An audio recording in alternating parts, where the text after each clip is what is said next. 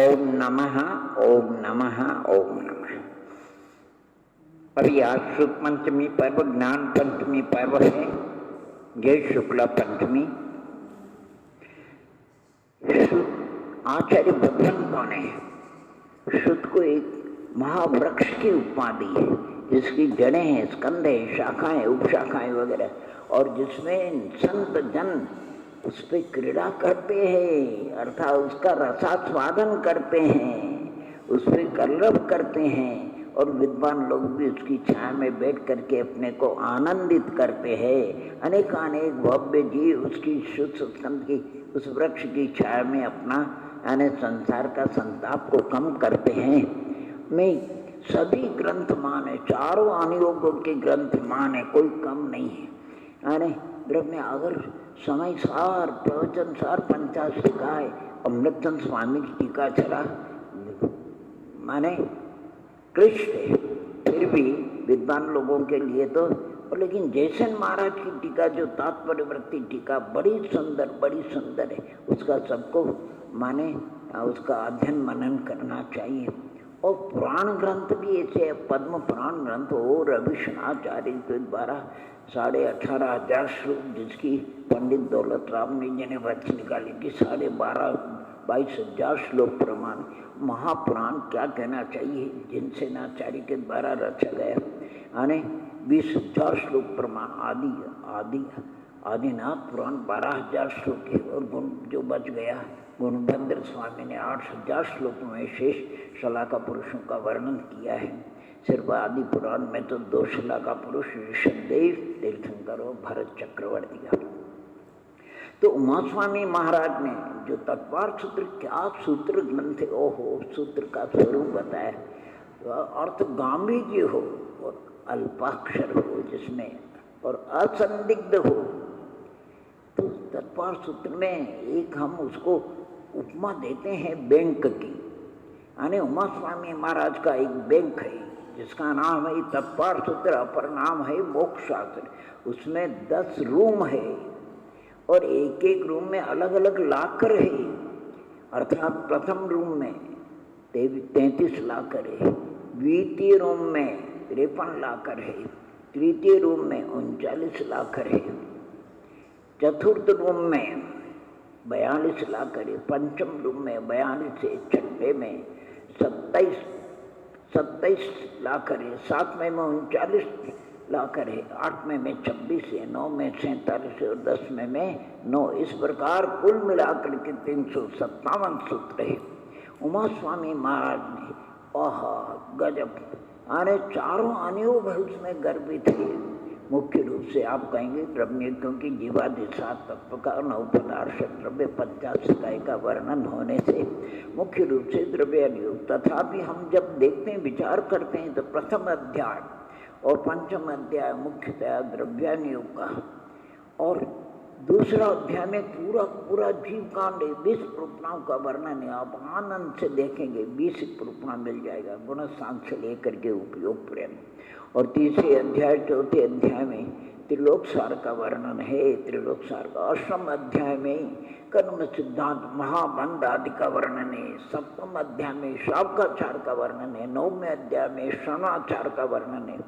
छठे अध्याय में भी वो छठाया बड़ा सुंदर है। अर्थात किस कारण से, किन भावों से ये जीव कर्मों का अनुभाग बंद करता है और संसार में परिभ्रमण करता है। अर्थात 10 अध्याय बहुत हो गए। आपको प्रथमानुयोग नहीं दिखेगा, लेकिन प्रथम अध्याय में जो 20वां सूत्र है जिसमें शुद्ध ज्ञान का वर्णन है, अभी आया प्रकरण, उसमें दृष्टिबात जो अंग है उसके 5 बेन में प्रथमा 5000 पदों में प्रथमानुयोग शलाका पुरुष का व्याख्या, प्रज्ञप्ति, ज्ञात्री कथा, जिसमें भी शलाका पुरुषों का वर्णन है। तो तत्वार सूत्र तो एक अगाध महिमा वाला। किसी भी लाकर को, किसी भी रूम में जाइए, किसी भी लाकर को अगर खोलेंगे तो आपको अद्भुत नजारा दिखेगा। एक छोटी सी बात बता रहे हैं। पंचम रूम पंचम अध्याय में 99 सूत्र है।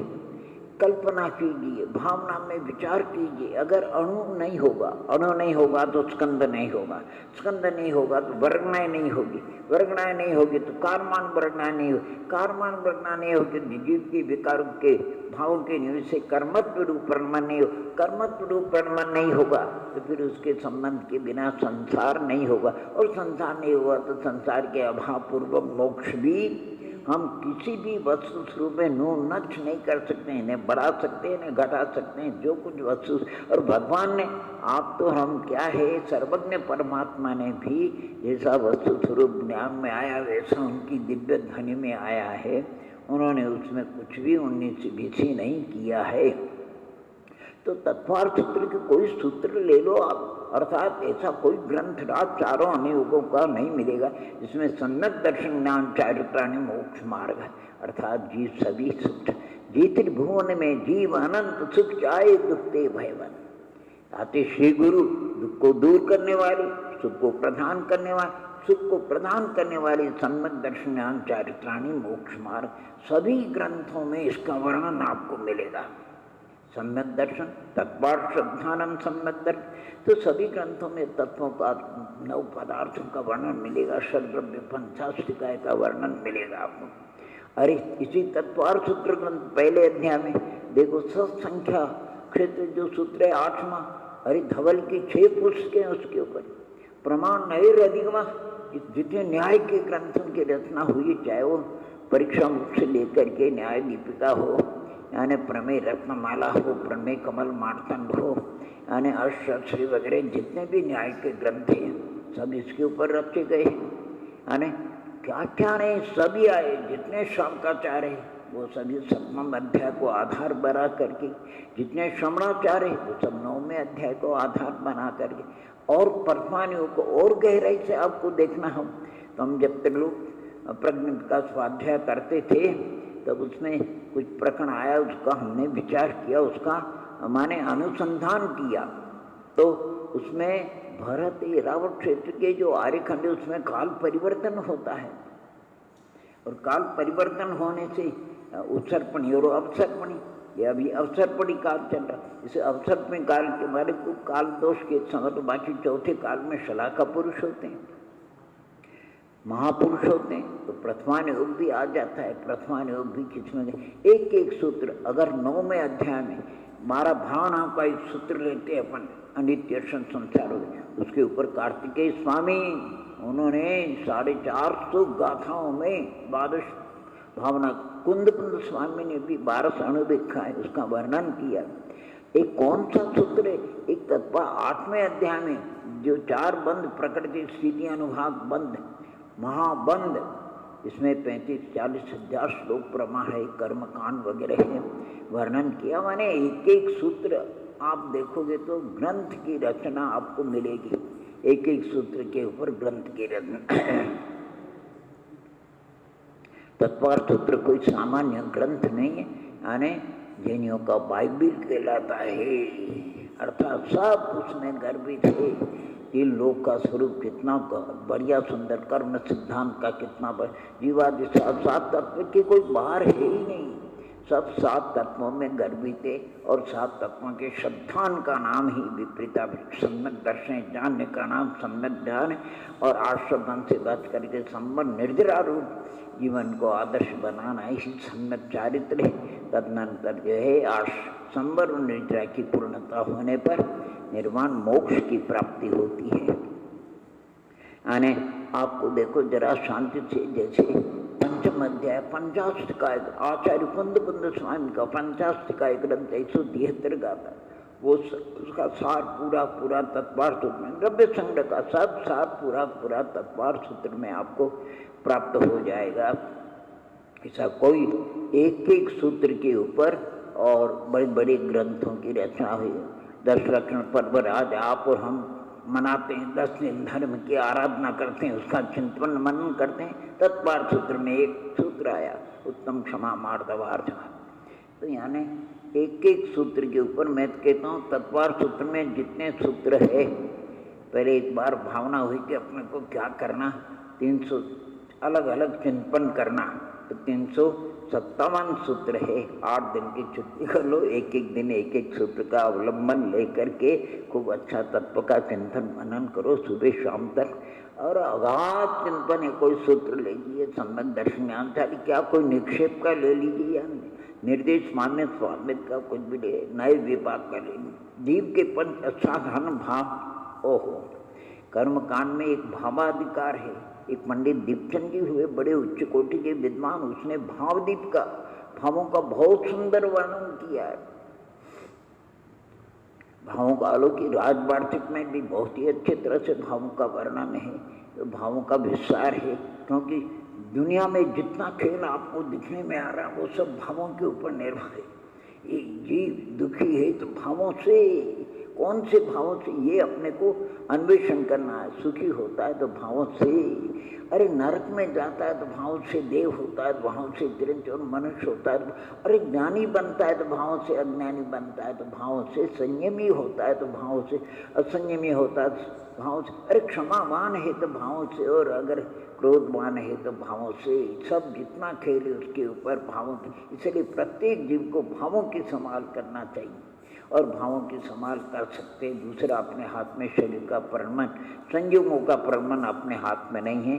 भाव बुद्धिपूर्वक हम अपने भावों को संभाल सकते हैं, अर्थात अपने भाव शुद्ध ज्ञान के द्वारा हम आयतन का अवलंबन ले, जनागम का अवलंबन ले, चारों अनुयोगों का अवलंबन ले, किसी भी ग्रंथ राज का, प्राकृतिक में हो चाहे संस्कृत में हो चाहे देश भाषा में हो, उसका अवलंबन लेकर के हमें अपने भावों को प्रशस्त बनाना, निर्मल बनाना है, भावों में विशुद्धि लाना है। और विशुद्धि जब भावों में आती है, उसी विशुद्धि के बल से कर्ण लब्धि आदि भाव बनते हैं, जिसे दर्शन मोहादि का उपशमादि होता है, चारित्र बोधि का उपशमादि होता है। एक जीव कर्मशः अर्थात माने साधक भेद रत्नत्रय के बाद अभेद रत्नत्रय को प्राप्त होता है। अप्रमद दशा से अभेद रत्नत्रय का वर्णन आता है, और फिर निश्चय मोक्ष मार्ग जिसको वीतरागचार्य का बिना भावी, और फिर अनंत अवस्था को प्राप्त होता है, अनंत चतुष्य को। और फिर क्रमशः आघात या कर्मों का अभाव होकर के संत दर्शन ज्ञान अग्रुलगो अवदान आदि गुण को प्राप्त होकर के ये सिद्धत्व को प्राप्त हो जाता है। इसलिए जिनवाणी का हमारे प्रति बहुत बड़ा उपकार है, बहुत बड़ा उपकार है। ऐसे जिनवाणी का हमें संरक्षण करना, संरक्षण का मतलब उसका अगर ग्रंथ राज है तो उनको अच्छी तरह यानी संभाल करके रखना वगैरह, और भी जैसा बने उसको आदि संरक्षण के कई उपाय है। जिनवाणी जैसे देव हमारे लिए पूज्य, उसी प्रकार जिनवाणी हमारे लिए पूज्य, और गुरु भी हमारे लिए पूज्य। हमें हमारे गुरु जी बताते थे, एक बार हमसे पूछा, पिता और माँ तुम्हारे लिए उपकारी है, दोनों में किसका ज़्यादा उपकार है? और हम क्या समझे कि, मैंने कहा दोनों का बराबर उपकार है। तो वो कहते हैं कि देखो, पिता का भी उपकार है, लेकिन माता का उपकार इसलिए कि हमें क्या मालूम हमारे पिता कौन है। हमारे पिता का ज्ञान कराने वाली अगर कोई है तो माँ। जब माँ ने कह दिया कि ये तुम्हारे पिता है, फिर सर भी अलग हो जाए तो हम कभी शंका नहीं करते हैं। इसलिए ये जिनवाणी माँ हमारा ज्ञान कराते हैं, हमारी अनंत और सिद्ध पिता है। आचार्य उपाध्याय साधु भगवंत हमारे बड़े भाई है, ये अर्जिका माताएं वगैरह सब हमारी दादी दीदियाँ, क्या कहना चाहिए, ये सब है।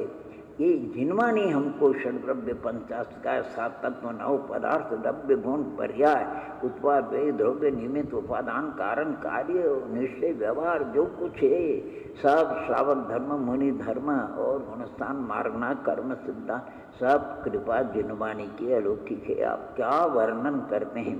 पंडित सदाशिव जी हुए रत्नकरण शास्त्राचार्य की, उन्होंने वचनिका लिखी, एक भावना नाम का महाधिकार लिखा है, जिसमें अनेक भावनाओं का लगभग 100 भावना का वर्णन, उसमें षोडशकालम भावना का वर्णन, उसमें एक प्रवचन भक्ति भावना का वर्णन किया हो गजब। उसको आप पढ़ो तो आपका हृदय कली कली खुल जाए। यानी जिनवाणी का इसलिए कहते हैं, वर्तमान में भव्यात्मा को अगर माता पिता को संतान को कुछ धन आदि मत दो, उनको तत्व ज्ञान करा दो, उनको आत्मिक ज्ञान करा दो, उनको हे उपाधि का ज्ञान करा दो, उनको माने निश्चय व्यवहार का सब कुछ दे दिया आपने, और कुछ भी दे दो तो वही माता पिता सार्थक कहलाते, हितैषी कहलाते, जो अपने संतान को इस प्रकार तत्व ज्ञान से आने। सारी कथाएं आपको देखो, जो मैना सुंदरी क्या तत्व ज्ञान से थी और क्या वो मनोवती, और क्या चेलना, और क्या अरे महिला वर्ग में भी क्या ब्राह्मी और सुंदरी, और पुरुष वर्ग में थे जिनमानी की अपूर्व महिमा। आज भी हम ग्रंथ राज को देखते हैं, ओहो एक क्या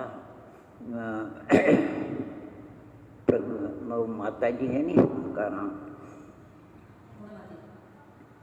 अरे अच्छा मुंबई नाम आ रहा है, विवेक सागर जी महाराज से हैं, विज्ञानमती माता जी है नहीं, हाँ विज्ञानमती माता जी। अभी उन्होंने तत्वार्थ मंजूषा उनकी देखी, 2 भाग है, 5000 प्रश्नोत्तरी, कितने ग्रंथों का आधार लेकर के उन्होंने वर, हम तो कह नहीं सकते क्या क्या वर, अरे वो पूर्णमती माता जी ने क्या क्या वर्णन किया। हो एक एक अगर देखते हैं तो जिन जिन ग्रंथों एक से एक बढ़ करके आज भी ऐसे भव्यात्माएं जो ग्रंथों की रचना करे संस्कृत प्राकृत में, ओहो क्या विधानों की रचना करिए, जो आज भव्यात्मा उन विधानों के द्वारा अपने परिणामों को विशुद्ध बनाते हैं।